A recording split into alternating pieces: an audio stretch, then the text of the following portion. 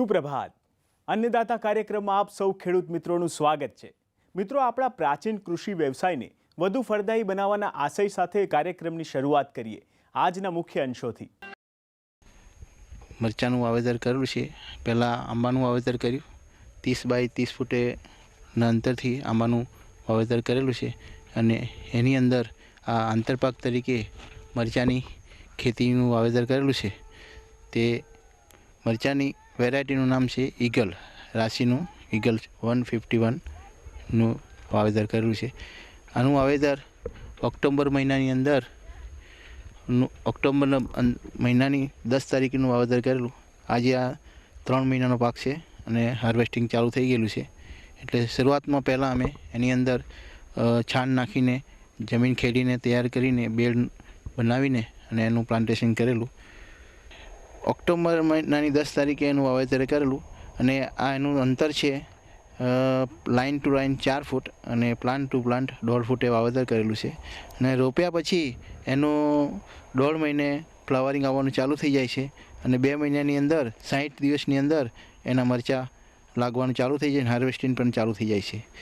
આ તમે જોઈ શકો છો કે આ મરચાંનું હાર્વેસ્ટિંગ હાલ ચાલુ છે અને તોડવાનું ચાલુ છે. મરચાંની અંદર ખાસ કાળજી રાખવાની છે કે એની અંદર રોગનું પ્રમાણ, હવામાન બદલાતો રોગ ને જીવાતનું પ્રમાણ વધારે લાગે છે. એટલે એની અંદર પહેલાં શરૂઆતમાં છાણ DAP નાખીને ખાડા કરીને તૈયાર કરીને રોપણીને પછી એની અંદર ફંગીસાઇડ, કોઈ બી ફંગીસાઇડનું ટ્રેન્ચિંગ કરીને અને એનું વાવેતર કરવામાં આવે છે. ખાસ કરીને તો એને સુકારાનો રોગ લાગે છે તેના માટે 22-નું ટ્રેન્ચિંગ કરવામાં આવે છે. પછી જીવાતની અંદર જોઈએ તો થ્રિપ્સ અને માઇટ્સનું પ્રમાણ વધારે રહેશે. એના માટે થ્રિપ્સ માટે રિઝન્ટ બાયરનું આવતું છે, તેને આપણે એનું ટ્રીટમેન્ટ કરી શકીએ છીએ.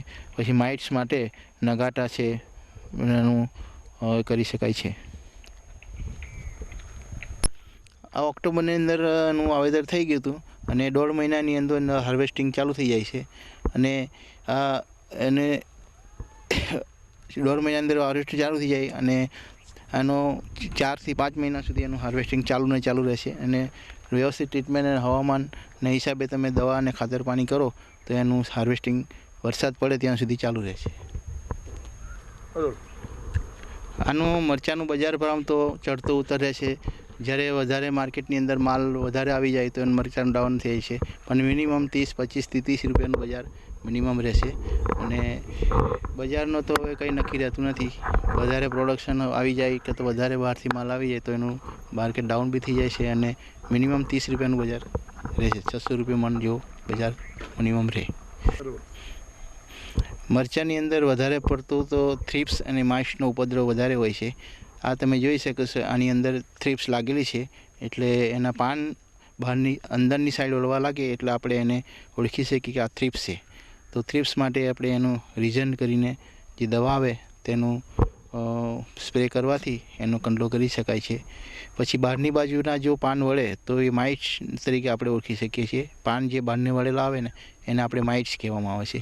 એ માઇટ્સના નિયંત્રણ માટે તો ફોસ્માઇડ કરીને દવા આવે તેનું સ્પ્રે કરવાથી એનું નિયંત્રણ લાવી શકાય છે.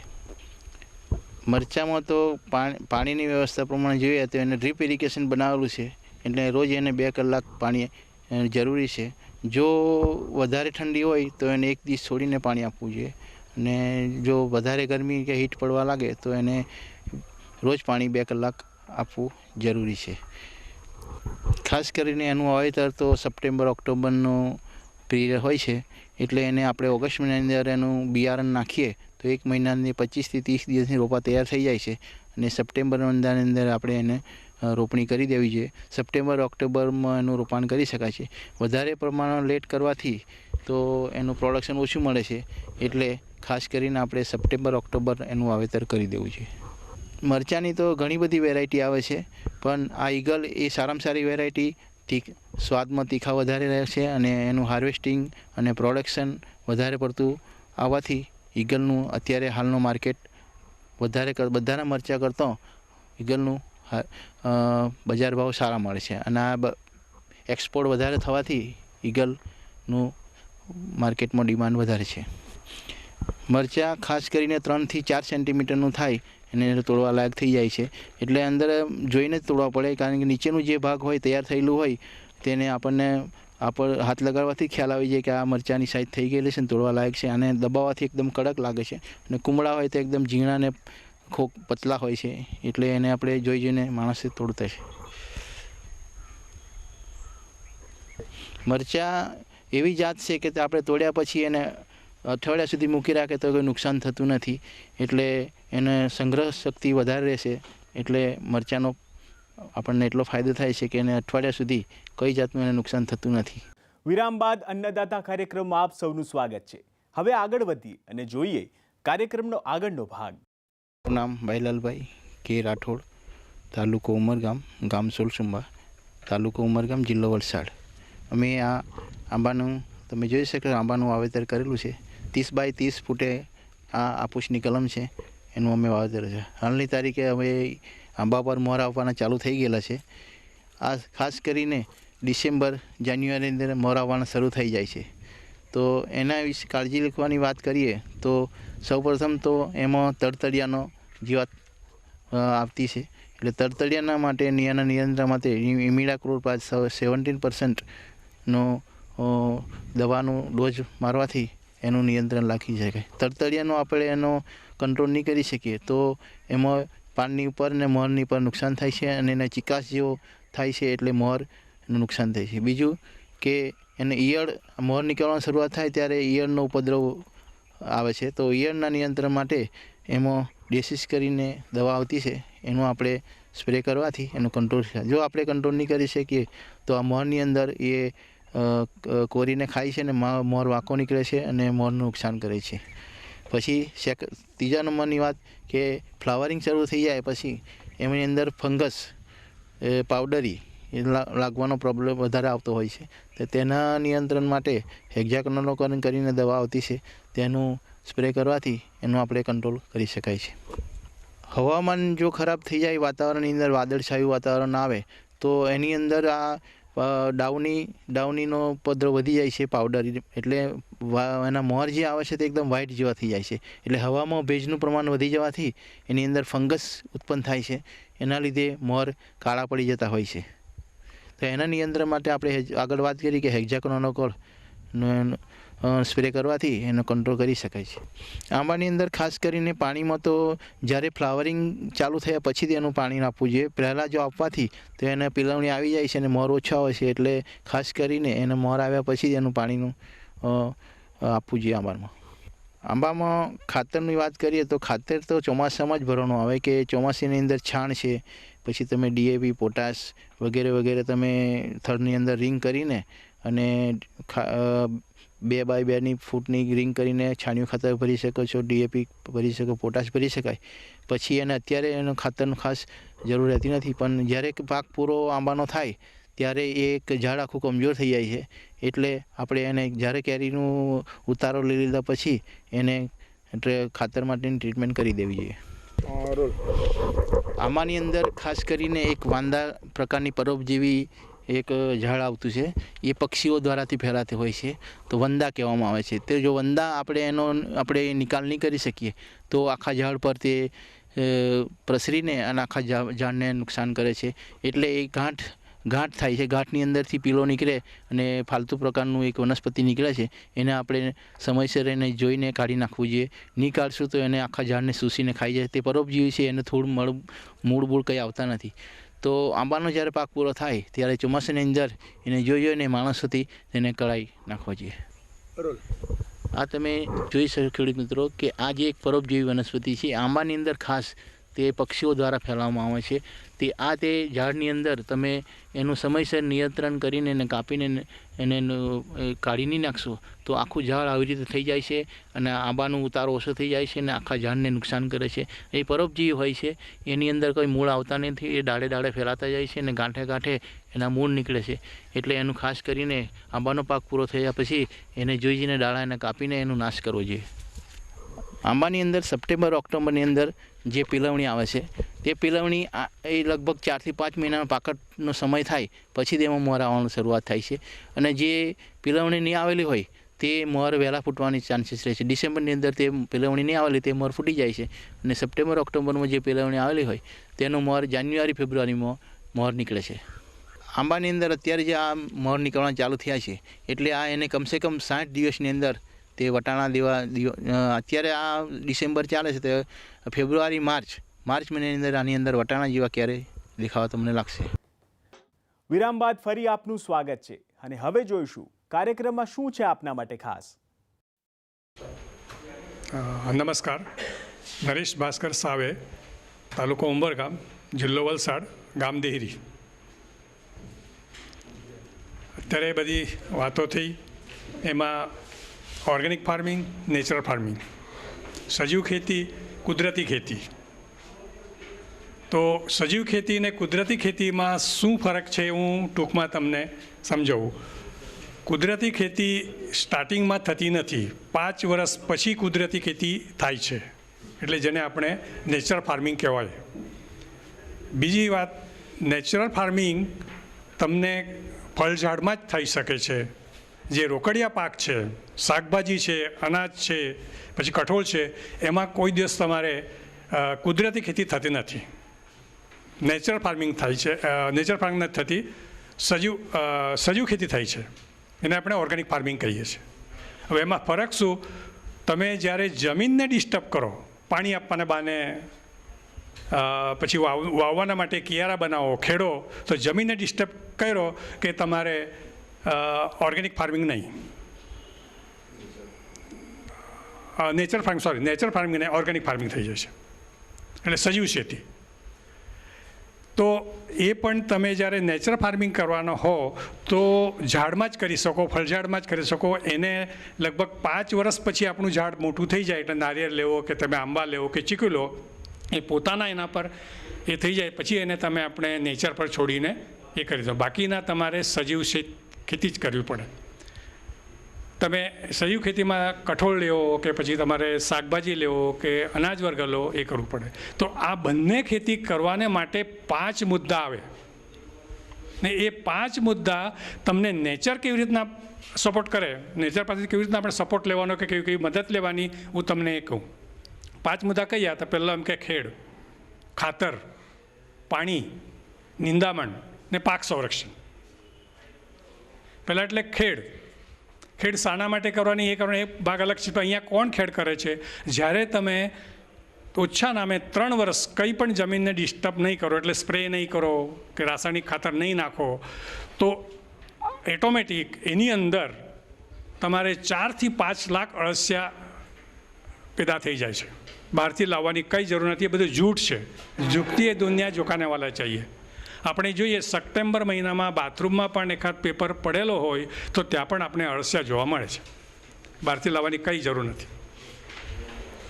એ અળસિયા 24 કલાકની અંદર 2 કારણના માટે જમીનના ઉપર આવવું પડે. સંપૂર્ણ ઉપર આવવા છે 2 કારણ થઈને. 2 કારણ કયા? તો એક, એને મલ્ટા કરવા માટે એટલે સંડાસ, ને બીજું એનું શરીર હવેમાંથી પાસ થવું જોઈએ તો એને હવા મળે. કારણ કે એને ફેફસા કે એવું કંઈ નથી, શ્વાસોચ્છ્વાસ એ કરતો નથી, ખાલી શરીર હવામાંથી પાસ થઈ ગયો તો એમાં પૂરતી હવા મળી જાય. એ 2 કારણ માટે સંપૂર્ણ ઉપર આવવું પડે ને સંપૂર્ણ ઉપર આવે તો જ 2 કારણ થાય. ને સંપૂર્ણ ઉપર આવે તો એની અંદર તમારે એના પક્ષી જેવા શત્રુઓ બહુ છે એટલે એને ખાઈ જાય એટલે તરત જ ટર્ન લઈને બીજો હોલ કરે. તો ઓછા નામે 24 કલાકની અંદર 10 થી 12 વાર એને ઉપર આવવું પડે. ને ખાલી 90 દિવસનું ચોમાસું પકડ્યું અને 90 દિવસ જ કામ કર્યું તો 72 કરોડ ને 20 લાખ છિદ્ર થઈ ગયા. 10 થી 12 વખત 24 કલાકમાં ઉપર આવે, 90 દિવસનું હોય તો 72 કરોડ ને 20 લાખ છિદ્ર એને થઈ જાય છે. ને એ છિદ્ર કરતી વખતે ડ્રિલિંગ કરતો નથી, પંચિંગ કરે છે. એટલે કુદરતે કેટલી વ્યવસ્થા કરી છે કે એ જો ડ્રિલિંગ કરે તો એની અંદર જે તંતુમૂળ છે, ફાઇબ્રોઇડ્સ, રૂટ્સ અને જીવાણુ, જે બેક્ટેરિયા, એને હાનિ પહોંચે. કેટલી કુદરતે વ્યવસ્થા કરી છે ને આપણે એમાં મોટા મોટા બુલડોઝર નાખીને મોટો એ નાખીને ખેડીએ ને એને જીવની હાનિ કરી નાખીએ ને પછી આપણે કહીએ કે આ ઘટક નથી, પેલો ઘટક નથી, એમ બધી વાતો કરીએ છીએ અને બધું ખર્ચ વધારીએ છીએ.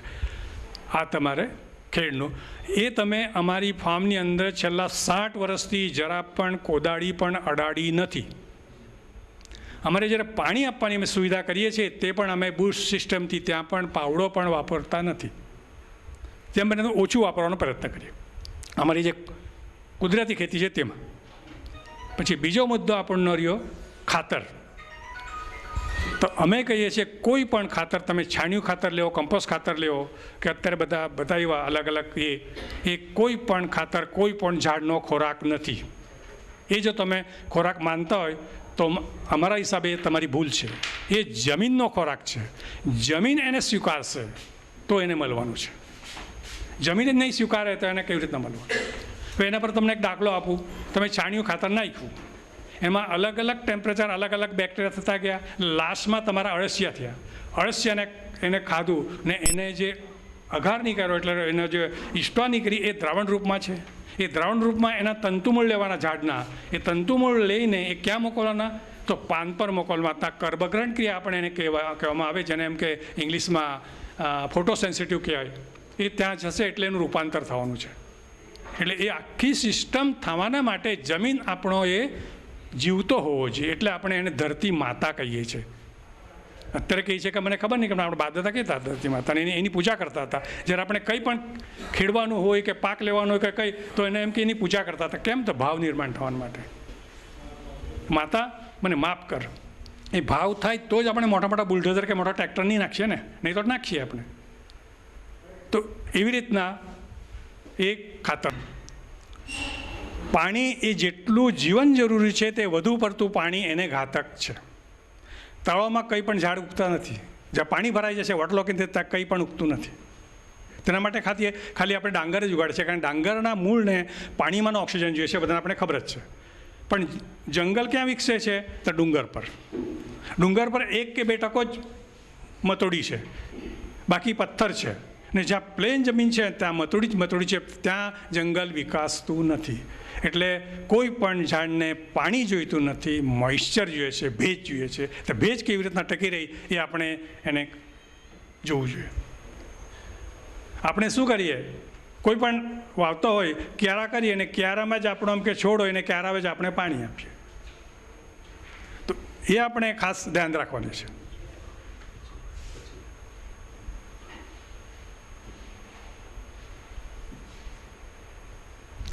એને કહેનો પીછે સંખ્ય અળસિયા પેદા થાય. અળસિયા પેદા થાય કે હુમસ નામના બેક્ટેરિયા પેદા થાય. અને હુમસ નામના બેક્ટેરિયામાં એવી તાકાત છે, હવામાંથી જે ભેજ છે એ ચૂસી લે છે. તો હવામાં ભેજ ક્યારે હોય? ઉનાળામાં હોય. શિયાળામાં હવા ડ્રાય હોય. એટલે એ જ ક્રોટને એમને સમજાયું છે. આપણે ઊંધું કરીએ છીએ.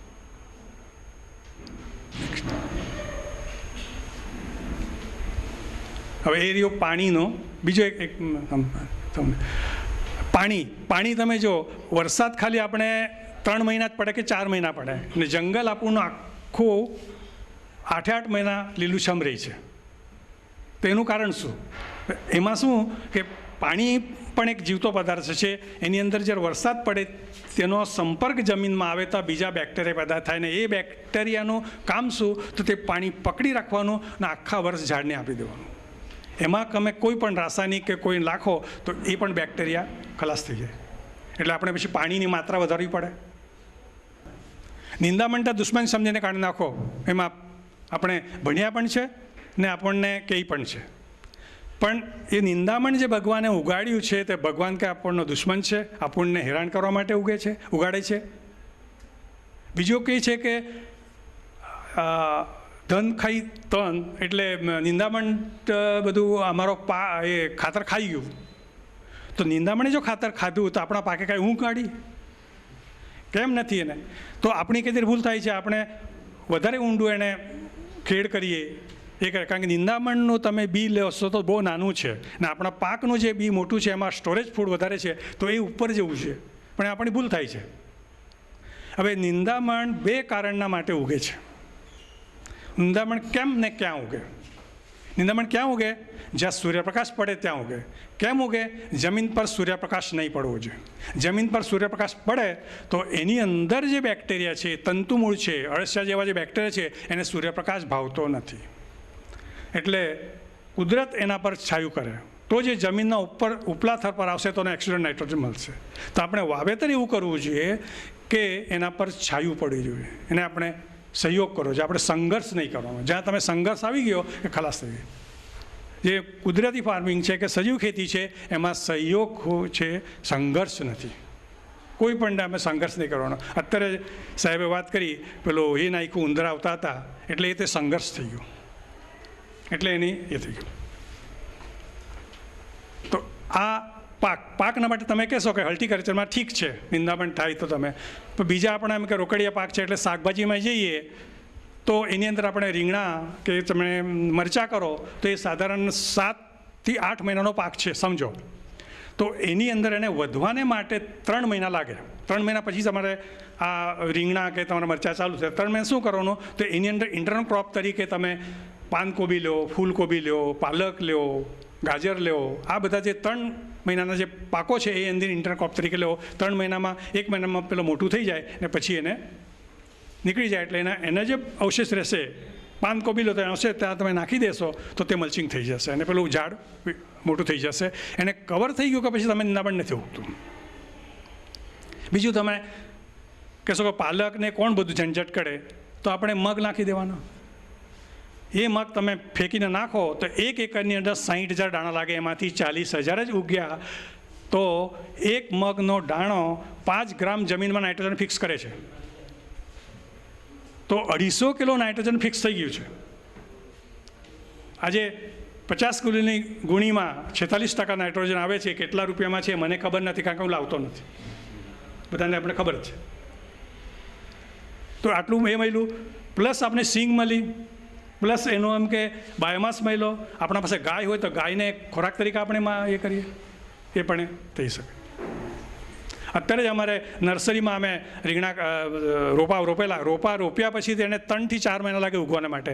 તમે નિંદામણ શું કરવાનું, તો અમે એની અંદર મગ નાખી દીધા. વરસાદ લંબાઈ ગયો એટલે મગ પણ મળ્યા, ત્યાં છાયું પણ થઈ ગયું, નિંદામણ પણ એની જોડે જ અમે તુવર પણ વાવેલી છે. અત્યારે મોજૂદ છે, તમે જોશો તો તુવર પણ હવે મોટી થઈ ગઈ છે. હવે તુવર મળે કે નહીં મળે, પણ જે નર્સરી છે એને ગ્રીનરી પણ મળી, છાયું પણ મળ્યું, એટલે નિંદામણનો ખર્ચો બચી ગયો. છોડ જલ્દી મોટા થઈ જાય તો બહુ તમે કાપીને ગાયને ખવડાવી દઈશું, અમારે બીજું ગયું શું. એટલે એમાં મૂળ મુદ્દો એ છે આપણે ઓછામાં ઓછો ખર્ચ કરવાનો.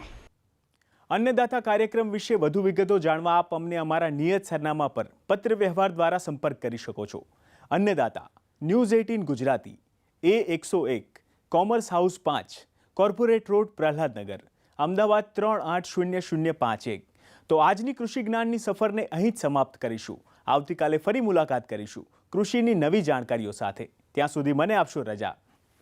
નમસ્કાર.